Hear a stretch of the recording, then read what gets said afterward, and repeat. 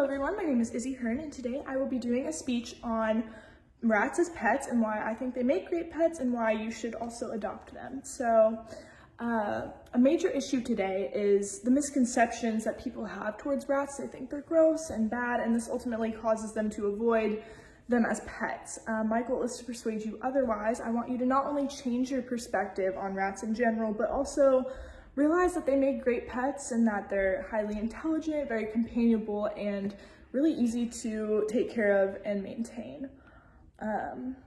So I actually used to feel very differently about rats. I used to think that they were gross and scary. I, along with many other people who still think this, I used to think rats were the cause of the plague and they were disease-ridden. But the credibility I have on this subject comes from about a year and a half living in a household that had rats as pets, and I came to realize they're actually very clean. They clean themselves, they're very intelligent, they're very companionable, very loving, and really easy to take care of. They make amazing pets. So today I will be touching on three main points, which is the main issue that people have misconceptions about rats, and this causes them to avoid adopting them. But on the flip side of this, the opposition is my opinion that rats are wonderful and they make great pets and they deserve homes, which leads to point three, the solution, which is if we just continue to educate people on the truth about rats, that hopefully more people will be willing to adopt them and give them safe and loving homes. So I mentioned earlier that I used to think rats were disgusting, as many people do, which leads me to my main point. People have negative opinions on rats. A few reasons why people think rats are bad. The first one being a really main stereotype I've heard a lot is that rats cause the Black Plague, rats, cause the Black Death, they're very diseased. But according to Megan R. LaFollette and some of her colleagues in the year 2018 under the Applied Animal Behavior Science Journal, they came across some findings that rats and their fleas were not the cause of the plague as many people believe, but it actually came from human body lice. So while people are out here thinking that rats cause the plague, the fleas on the rats cause the plague, rats are gross, actually humans are pretty gross, and the body lice on humans is the actual culprit. So because of this misconception, along with a few others, people just believe that rats are gross and diseased, and they believe that rats are just feral animals.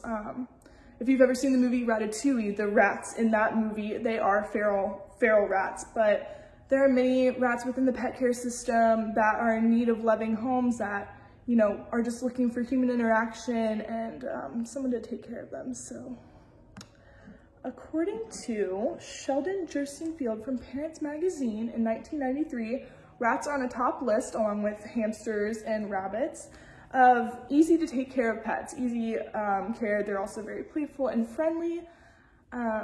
Rats are self-cleaning, their food is very low budget, really easy to make. You can make them food out of food that you would make for yourself. You have to be careful. They do have a very strict diet, but a lot of food that we eat, they can also eat. So that's very convenient. They're really small, which means they're not as high maintenance as a dog per se. And you can make some of their bedding out of old fleece. They're just really low budget, low maintenance type pets, and they also happen to be very companionable as well. They're intelligent and lovable. It can take a little while for rats, especially depending on the rat, to open up to you and connect with you, but if you spend a lot of quality time with you, they can get very comfortable with you. They know their names, they like to be tickled, they make the most adorable little sounds. They'll hang out on your shoulder with you. They are very cute and good. They also enjoy having the companion of another rat. They prefer that, they prefer company. So if you're considering adopting, consider adopting 2 or more. But yeah, with all this in mind, we realize that rats make great pets and they deserve adoption into safe homes, which leads me to my third point. Just if we can continue to educate people about rats, hopefully more of them can be adopted and have safe homes. According to PETA's website, some sources for adoption, you can check out local humane societies, but also they recommend Rat and Mouse Club of America's Furry Friends Orphanage. Sorry, that's a mouthful. And it's a foster care program that maintains units all across the US, so they're a really good source if you're interested in adopting. And if you do adopt these creatures, it's really important to just also let other people know the truth about rats, which is that they're great and they deserve love and homes, and hopefully by doing so we can reduce the stigma that surrounds rats, and more of them will be able to get adopted. So today I've told you about the main point, which is the problem. People think rats are bad, and then they're not getting adopted because people think they're bad. But point two, which is the flip side, the opposition to that, rats are great, they're awesome, and they make really good pets. And the ultimate solution is people coming together, knowing this, promoting that, and adopting them. So I hope today I've been able to sway your opinion in some way, and maybe you will even consider adopting a rat in the future.